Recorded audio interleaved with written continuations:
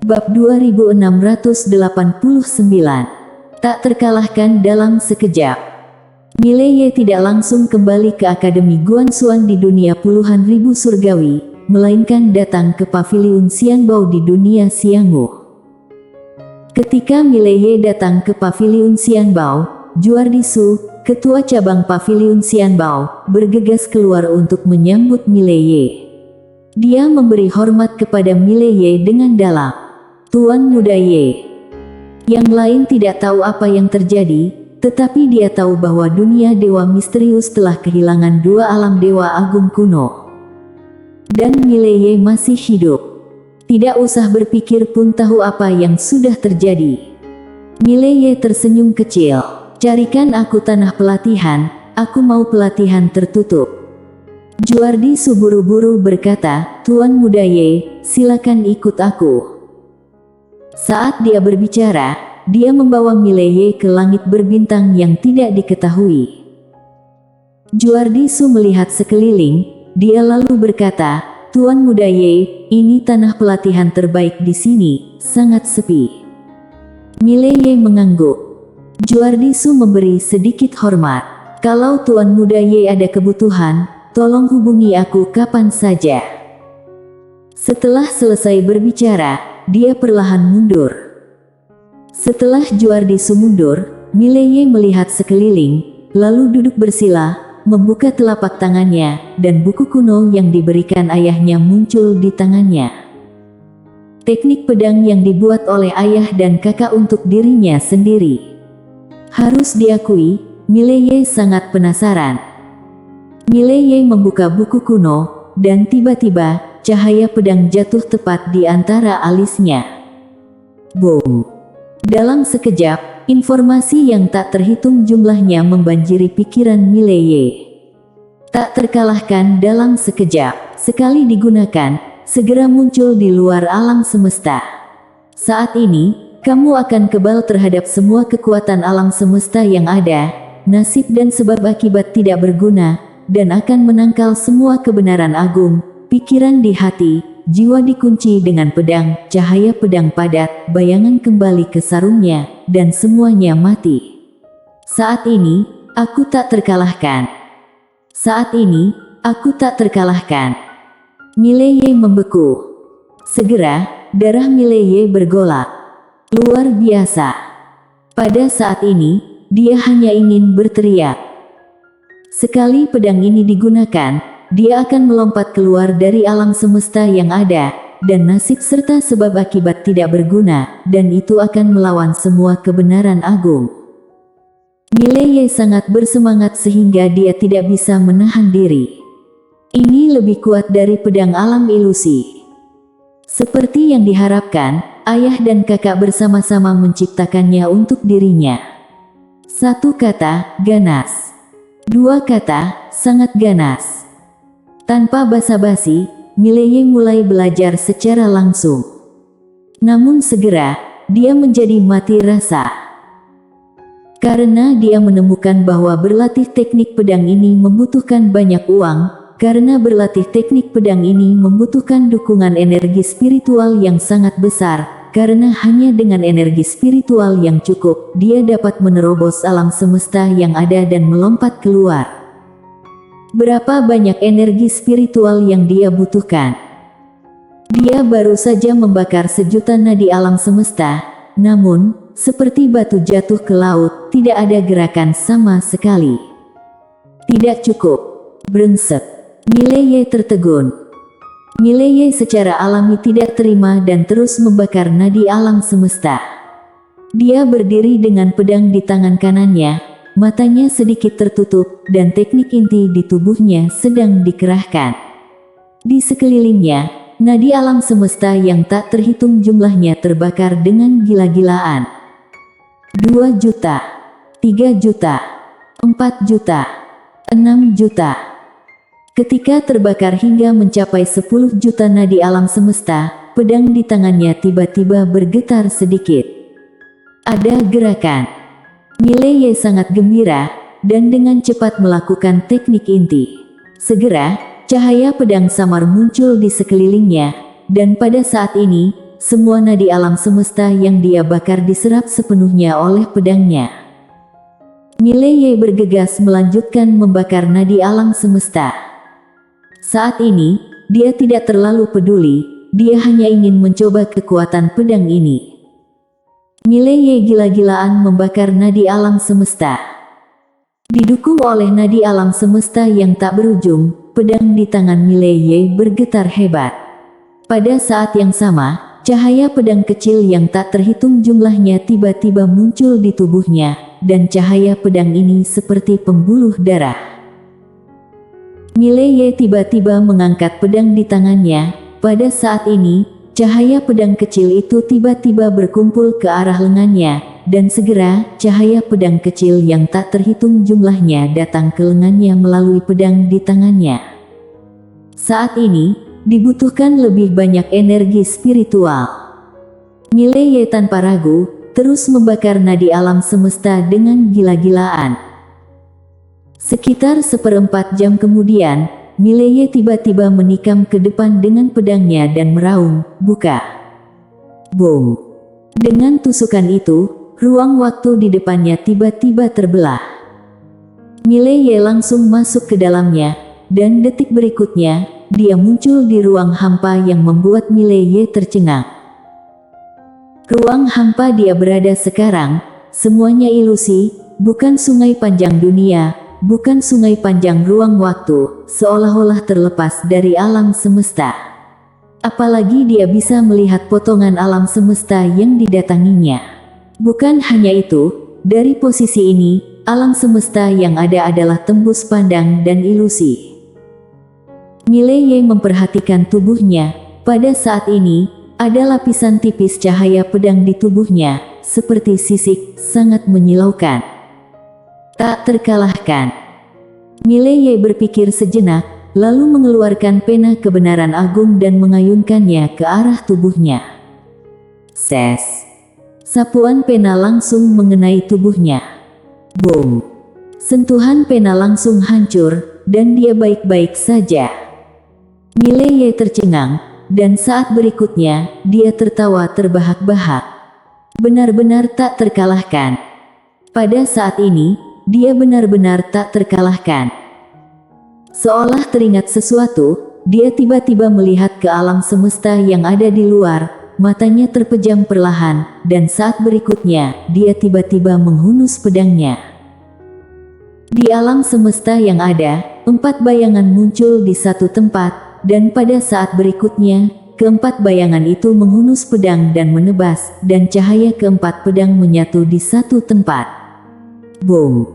Dalam sekejap, langit berbintang alam semesta yang ada langsung padam. Ini bukan hal yang paling menakutkan. Yang paling menakutkan adalah kekuatannya terlalu dahsyat.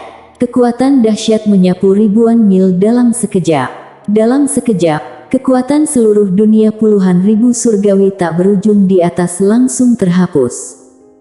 Star Territory musnah dengan satu tebasan pedang.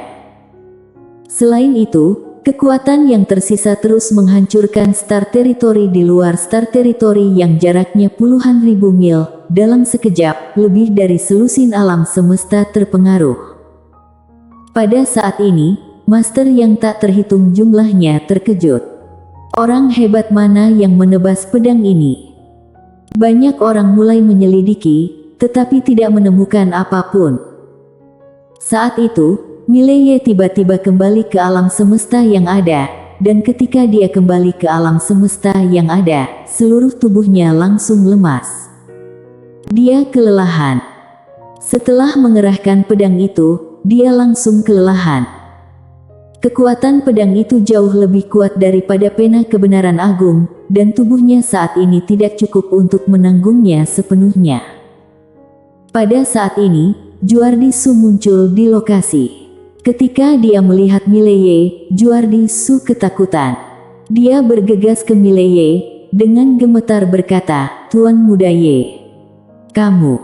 Mileye tersenyum sedikit. "Tidak apa-apa, aku akan istirahat." Setelah berbicara, dia hanya berbaring di sana, memejamkan mata dan mengistirahatkan pikirannya. Dia tidak menggunakan ramuan yang diberikan ayahnya. Ramuan itu terlalu menakutkan. Lebih baik menyimpannya untuk saat-saat kritis nanti. Lagi pula, hanya ada 5 pil, sayang kalau dipakai. Akan tiba saatnya untuk menggunakannya. Di samping, Juardisu menatap Mileye dengan ngeri. Dia sekarang sangat curiga bahwa penghapusan tiba-tiba langit berbintang barusan dilakukan oleh Tuan Muda Ye di depannya. Bukankah Tuan Muda Ye ini hanya alam Tongsuan?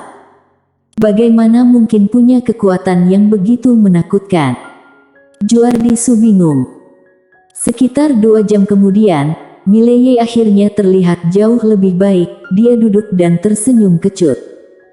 Harus diakui, pedang itu terlalu menakutkan.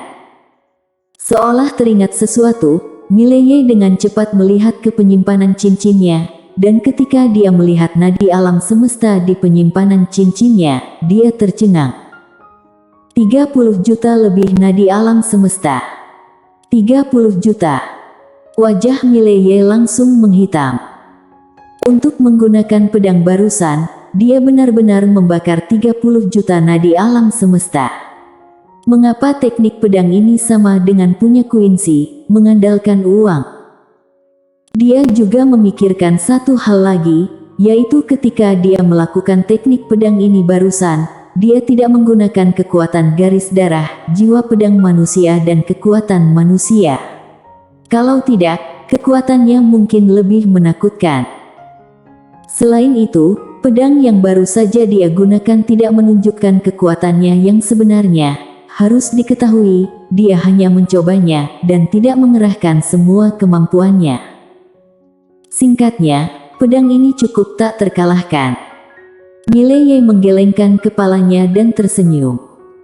Harus diakui, kali ini ayahnya masih punya hati. Memberinya uang dan teknik pedang gratis.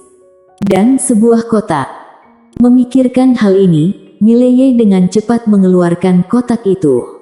Dia melihat kotak itu. Kotak itu adalah kotak biasa, tetapi dia tahu bahwa barang-barang di dalamnya pasti tidak biasa. Mileye memandang Juardisu. Juardisu dengan cepat berkata, "Tuan Muda Ye, silakan, aku akan pergi." Setelah berbicara, dia berbalik dan pergi. Saat ini, Mileye tiba-tiba berkata, "Masalah barusan harus dirahasiakan." Juardisu tercengang, dan saat berikutnya, wajahnya berubah drastis, dan dia berkata dengan tergesa-gesa, "Tentu saja." Setelah berbicara, dia mundur. Di luar, Juardisu sangat tidak percaya, gerakan tadi benar-benar disebabkan oleh Tuan Muda Ye. Ini sungguh di luar nalar. Dunia dewa misterius. Zael Suan sedang duduk di aula utama. Pada saat ini, ada beberapa lelaki tua berlutut di depannya. Orang-orang tua ini semuanya adalah lelaki tua yang pergi untuk memburu Mileye sebelumnya, dan mereka baru saja dikejar olehnya. Zael Suan akhirnya benar-benar lega. Kalau tidak berhasil dikejar dan membiarkan orang-orang ini mengejar Mileye, bukankah dia akan mati? Di aula, orang-orang yang berlutut agak bingung saat ini. Pada saat ini, Zael Suan tiba-tiba berkata, "Ingat, setelah hari ini, jangan pergi mencari Tuan Muda Ye itu lagi. Kalau kalian bertemu dengannya, cepat berbalik dan pergi. Kalau tidak dapat menghindarinya, tolong hormati dia dan perlakukan seperti seorang ayah." Wajah beberapa orang itu tidak bisa dimengerti. Zael Suan berkata marah, "Jangan tanya kenapa, lakukan saja. Ini untuk kebaikan kalian sendiri. Keluar." Beberapa orang itu tidak berani mengatakan apa-apa, dan mundur dengan linglung. Di aula, Zael Suan bersandar di kursi di belakangnya, matanya sedikit tertutup. Dia telah hidup dalam ketakutan selama beberapa hari terakhir, mungkin pria berbaju biru itu akan muncul di benaknya. Pada saat ini, seorang lelaki tua tiba-tiba muncul di aula, dan lelaki tua itu memberi hormat, "Penguasa dunia, ketua klan Dewa Aragami, Zevandi, minta bertemu. Zael Suan sedikit mengernyit. Klan Dewa Aragami, untuk apa? Orang tua itu berkata dengan suara yang dalam, dia bilang dia punya sesuatu yang penting untuk dilaporkan. Penting? Zael Suan mengangguk. Biarkan dia masuk. Orang tua itu mundur, dan setelah beberapa saat, Zevandi berjalan ke aula. Zevandi memberi hormat sedikit pada Zael Suan, dan kemudian langsung berbicara ke intinya. Penguasa dunia Dewa Misterius, izinkan aku menyatakan, klan Dewa Aragami tidak ada hubungannya dengan Mileye itu, tidak sama sekali. Zael Suan memandang Zevandi, tetapi tidak berbicara. Zevandi melanjutkan berkata, penguasa dunia Dewa Misterius, aku baru saja menemukan keberadaan Mileye itu. Setelah meninggalkan klan Xianghu, orang ini langsung pergi ke paviliun Xianbao. Sekarang, aku sudah mengirim orang untuk mengepungnya. Anda dapat segera pergi ke sana, dan aku, klan Dewa Aragami, bersedia bekerja sama sepenuhnya dengan Anda untuk menangkap Mileye ini.